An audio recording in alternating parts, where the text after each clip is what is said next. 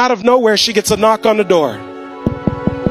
When my mom opens up the door, the gentleman on the other end, he hands my mom these legal documents. She starts flipping through the pages, and then she realizes that the property is going to foreclosure. She picks up the phone and she calls them up. And she goes, "Hello?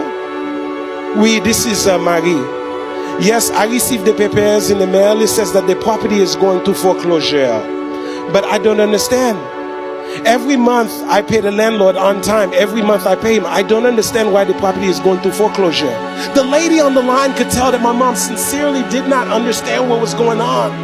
She said, "Oh, Marie, even though you've been paying the landlord money every single month on time, the landlord has a mortgage. The mortgage is attached to the property.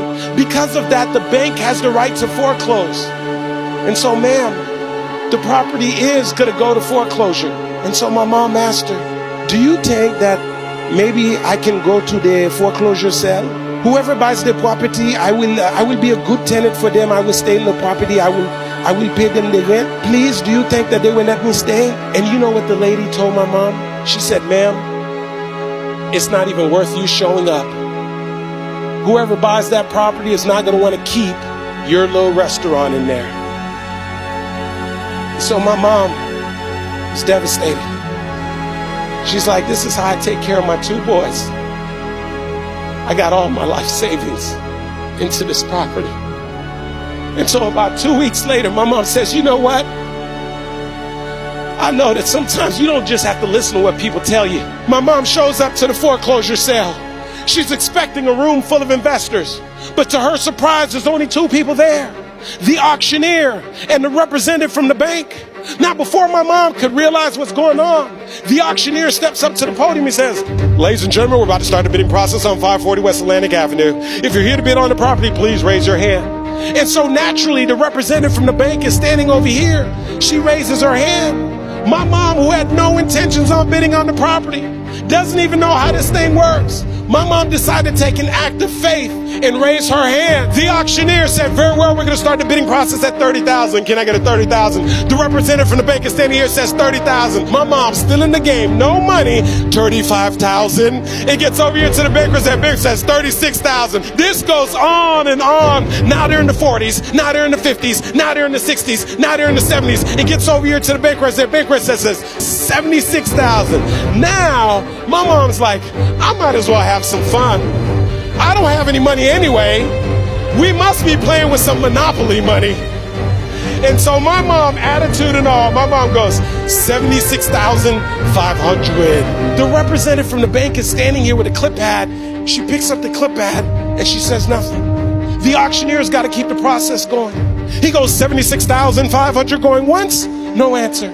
He goes 76,500 going twice, no answer. He goes 76,500 sold to who? My mom, the woman who had no intentions on bidding on the property. And so my mom is excited she won the bid. And then she's like, "Wait a second, I actually have to have the money." And so they told her, "You got 30 days to come up with the money." And so my mom would go home.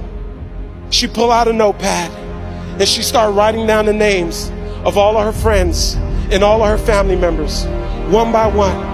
And she would call them up and tell them the story. Some would lend her 1,000. Some would lend her 2,000. Some would lend her 3,000. Some lend her 4,000. Some lend her 5,000. And she's 3 days away. And she's still $30,000 short. My mom's thinking, maybe this isn't meant to be. And then her telephone rings. And it's her friend Yvonne's. And when her friend calls her up, my mom says, "Yvonne, no, it's too late. I have 3 days. I still need $30,000. Yvonne said, "No, Marie, listen. I know you've been calling us. But me and my husband, we've been saving up money to buy a house. We heard you call us. We heard the voicemails. Right now, we've saved up $30,000. We prayed about it. We talked about it. And we want to lend you the $30,000. So my mom would go and get the money from Yvonne's and all of her friends and all of her family members. And she would drive over to the bank and get a cashier's check. She would get back in the car, drive up to Palm Beach, look at that big, thick cashier's window with the little hole at the bottom. My mom would probably take that cashier's check and slide it through the little hole. And that day, my mom went from being the tenant to being the landlord, all because she was willing to show up. And so here's what I say to you. There are going to be times that you're going to be wondering, why should I keep showing up and working my business? Why should I keep picking up the phones and making the phone calls? Why should I keep fighting for my goals and fighting for my dreams? And what I want to remind you is that you got to show up for your life regardless of the circumstances. You got to show up in spite of the naysayers. You got to show up in spite of the conversation going on in your mind. You got to show up for your life. Because if you don't, nobody else will.